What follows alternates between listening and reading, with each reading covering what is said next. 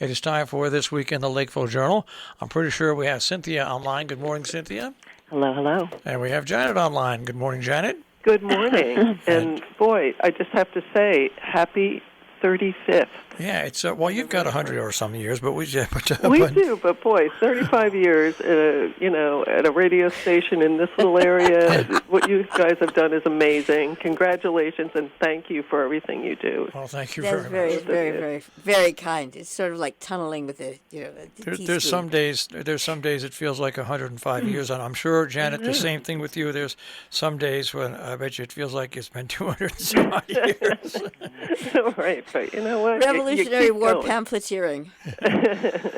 All right. Well, there's a picture, of course, Santa Claus on the front page from Falls Village, but right underneath that is the reality that the Sharon Hospital, Mark Herco warns of bad flu and COVID, and that is a main story, Cynthia. So this was actually a Sharon Hospital update with Nuvant on the plans to reduce services at Sharon Hospital. And unexpectedly, there was very little public comment at this meeting. It's hard to see on these Zoom meetings how many people are actually participating in the conversation, but normally there's a lot of people there reiterating concerns about the labor and delivery unit, about the stroke center, about intensive care and surgery. And this time, I think there were 3 questions, and they were fairly moderate questions. But what I found particularly interesting about this presentation was Dr. Herco talking about the flu season that's coming up, and of course the increase of the Omicron, which is spreading far and fast, and of course is likely to impact more people during the holiday season, because you just don't know, even people that are vaccinated. So a lot of people we know are out getting their at-home tests this week. I think Salisbury's General Store is now offering them. There was something on Instagram. I'm sure if you call the store, you can find out. Stores are selling out of the at-home tests, and of course people are traveling. But Dr. Herco talked a lot about the flu season, and of course because we were all pretty quarantined and everybody was masking over the last 2 years, we haven't had a lot of flu, which is good, but it means that our immunity is down. So he said they're expecting a very bad flu season this year. Excuse me, I'm so sorry. I hope you don't have the flu. I know, right? I just ate some apple cake. So in addition to getting your vaccinations and your booster, he is strongly recommending that you get your flu shot as well.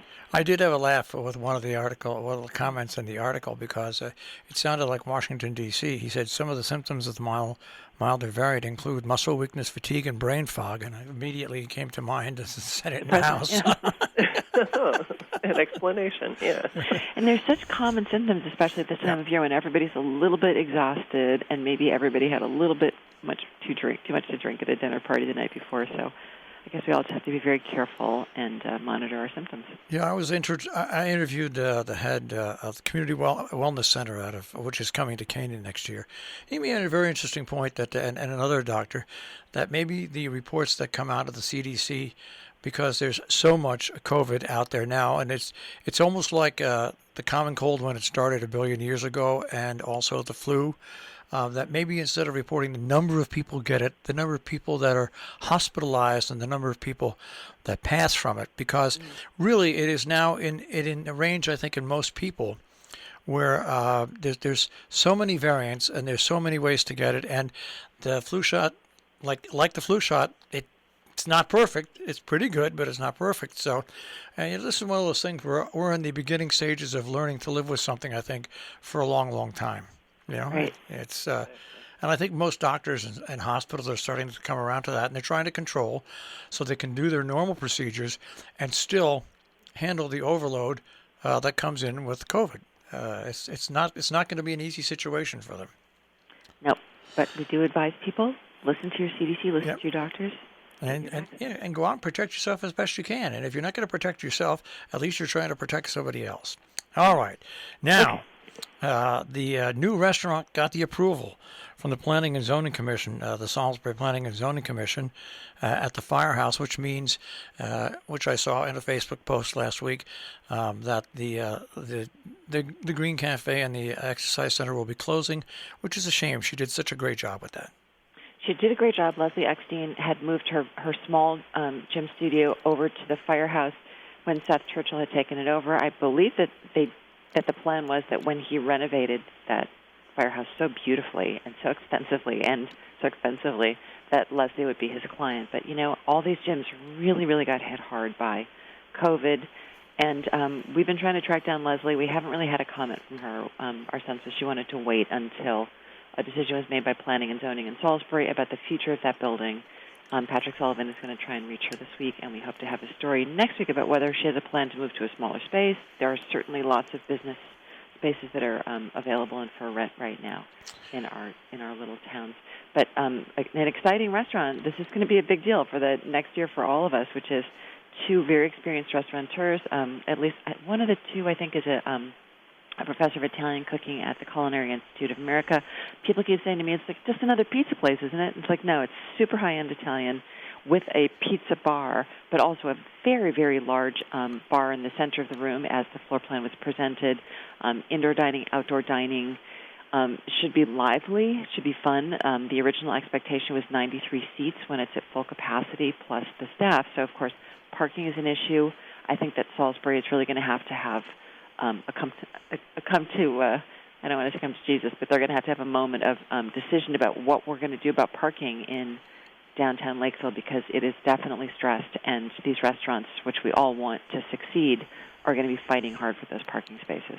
Come to Clemens. That's right. Nice story on the Appalachian Trail, Cynthia.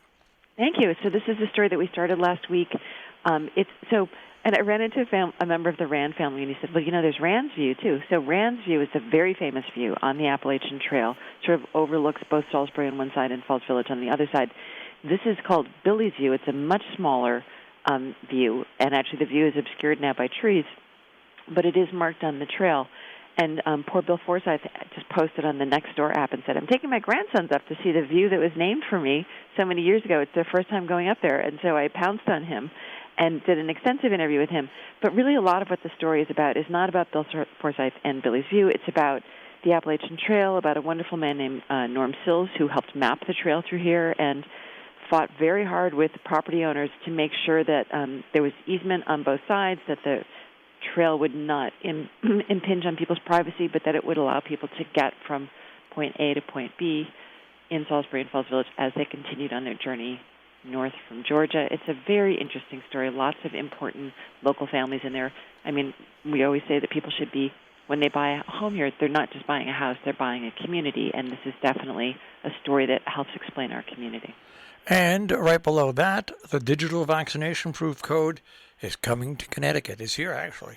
Yeah, our wonderful Deborah Alexinas, amazing editor and reporter, came to me and said, we have these new digital vax cards. And a lot of people who've been traveling in the last 6 months had, one of my friends had been turned away from the airport because she had her paper vax card, but she didn't have her digital vax card, and that was from New York State. So now Connecticut is having its vax cards.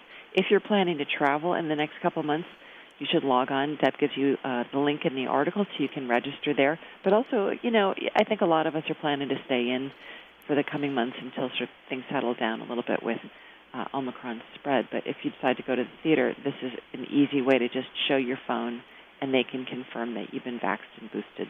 All right, and a story by Lila on the Coltsfoot Valley easement and how it came to be about.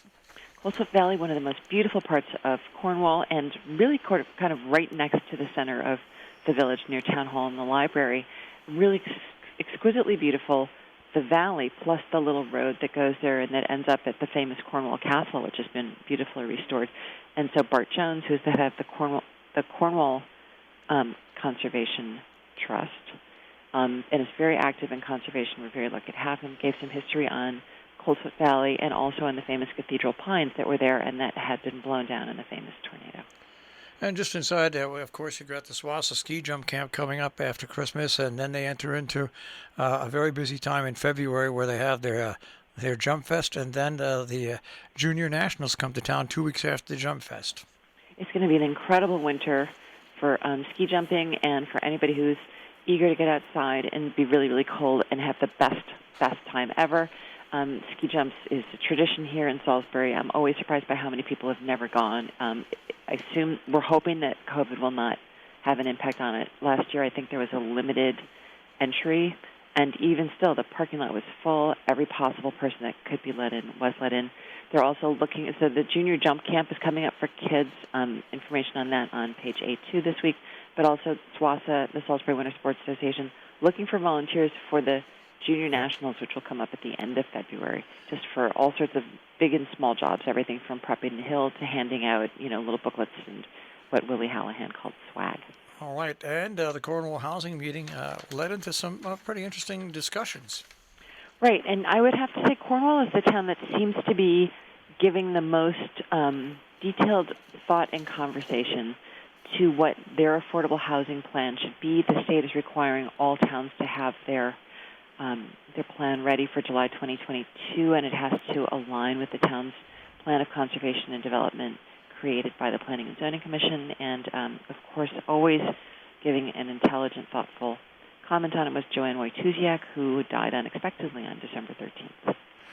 And you've got stories, not back by back, but on top of one another, both Sharon and Falls Village, undecided about what they're going to do with their trash. Right, and really, we were trying to be funny by doing the same. We won't be funny. We're just trying to underscore that none of the towns is really quite certain what to do with this.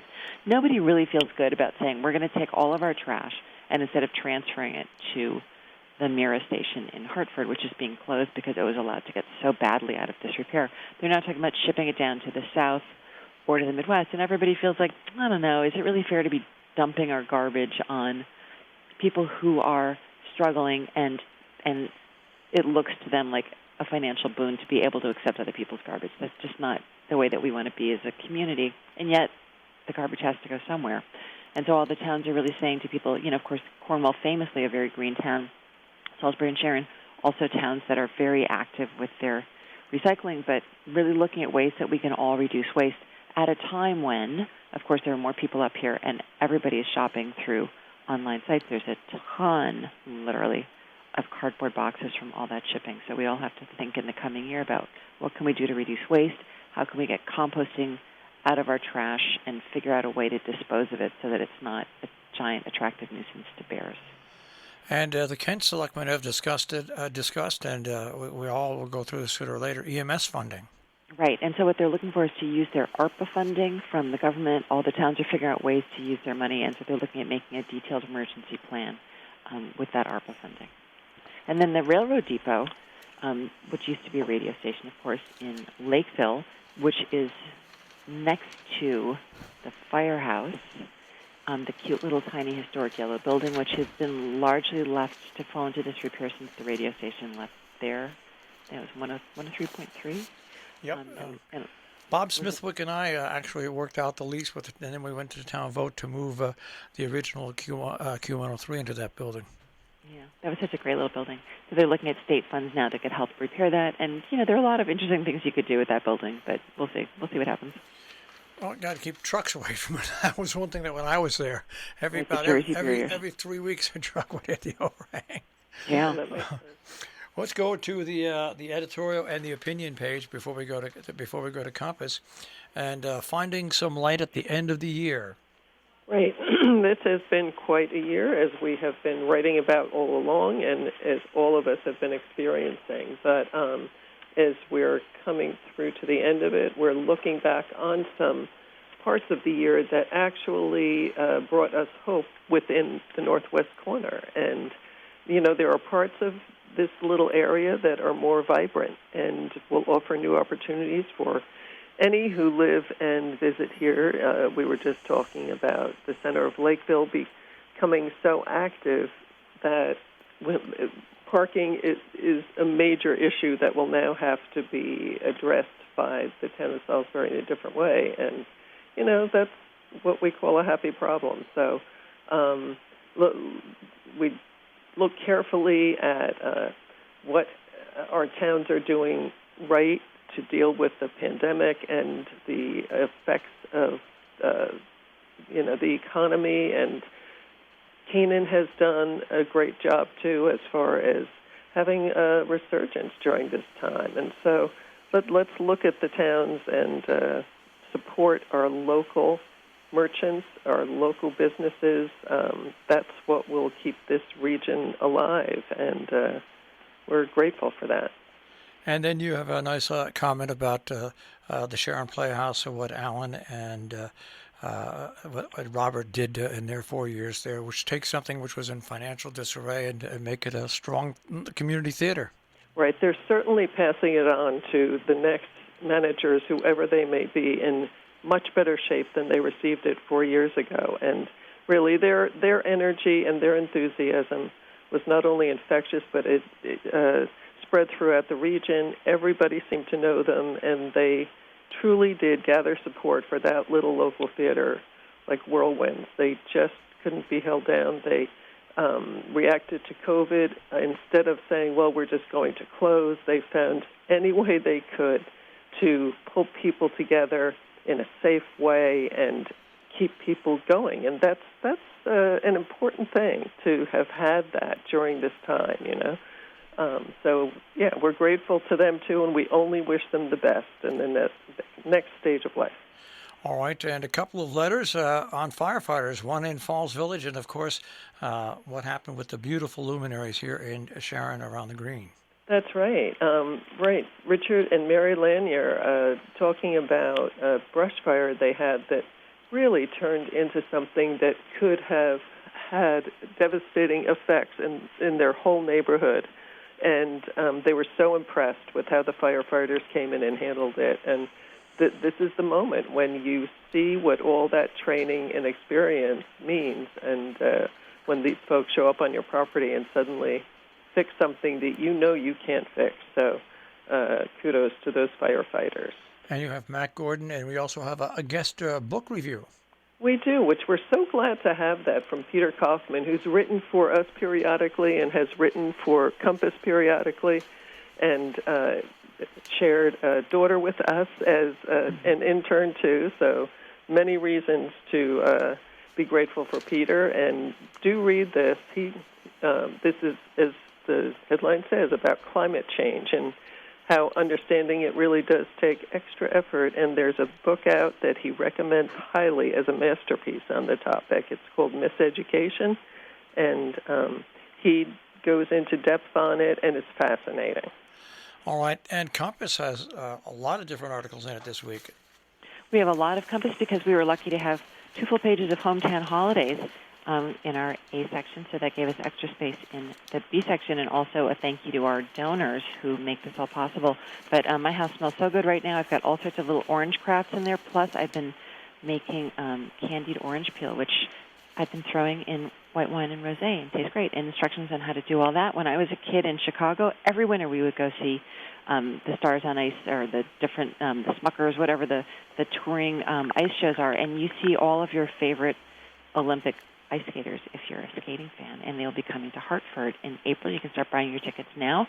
The Salisbury Association in Salisbury has historic items from the Holly Williams house, which many of us remember from years ago, which is now private residence, and also some historic Lakeville Journal covers by the wonderful Marianne Van Rossen-Hugendijk. If you're looking for a last-minute present for a loved one and you don't mind spending $100 on them, I love my little mini printer that prints right off my phone. It's portable. You can take it with you.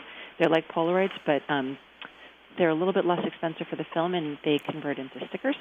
And this is a famously dead time for real estate, even in a crazy market like we've had for the last couple of years. And Don Trachtenberg has a business up in Ashley Falls, just over the Canaan border, called Stage Right. And she is a master at making houses look fantastic for those beautiful photos that you see online. And she also helps interior design. And you can see her giant warehouse there full of pillows and vases and stuff like that. There's a group that does these funny tours of New York City. I haven't been back to New York since March 2020, and I'm wondering if I'll still be able to figure out how to use the subway. If you're not quite certain about getting back to the city on your own yet, maybe think about taking a tour, and an invitation from the Sharon Historical Society for a show depicting life in Sharon. All right, I want to go across the state line just for a second, Janet. Great story by Whitney Joseph. It's been bandied about for years. Changes at the Millerton Police Department, and under Mayor Jen Nijak and the town board, those changes are coming. That's right. This is a big story over in Millerton, and all of us across the region drive through Millerton on a regular basis, so it's an important story. a large part of what these changes are referred to scheduling, but they don't like to reveal exactly what the schedules are because, they don't want people to plan around that as they're thinking of, doing something on a criminal side. But at any rate, the mayor has been, even though these are unwelcome from the police department side, the mayor has been very communicative and has said that, this is the first step, and if things aren't going the way they want it to, they can change again, but they need to begin and make some changes. And so do read this. It's a little bit complicated. There will be a follow-up story, too, in our January 6th issue, which will be our next issue, to get into some of the context. And, this is a first step, and let's hope that it's an improvement for the community. All right, now, on to that what you just said. We're at that time of the year where rest comes to the merry men and women of the Lakeville Journal and Millerton News. And so there's no journal or news next week, and you will start the new year off fresh. What is on the January 6th? January 6th is our next issue. We always have a shutdown week between Christmas and New Year's, and we don't publish that last week of the year. So if you look carefully at your newspapers this week, it actually says Thursday, December 23rd and 30th, 2021. So it's like a double issue, and the papers are larger, and we are glad to have in the papers this week thank yous for our donors who have given to our appeal this season. It's just amazing, and we're so grateful to everyone for keeping us here and keeping us open, and we will continue to do the best we can to serve all our communities.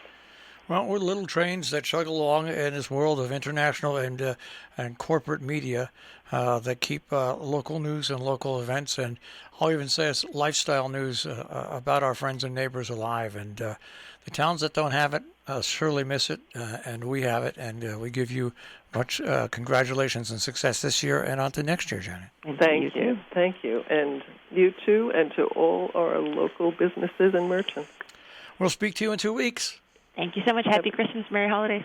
Merry holidays. Bye. Have a great holiday. Holidays. Okay, take care, guys. That is This Week in the Lakeville Journal here on Robin Hood Radio. Now there was your opportunity to say we'll talk to you next year, and no.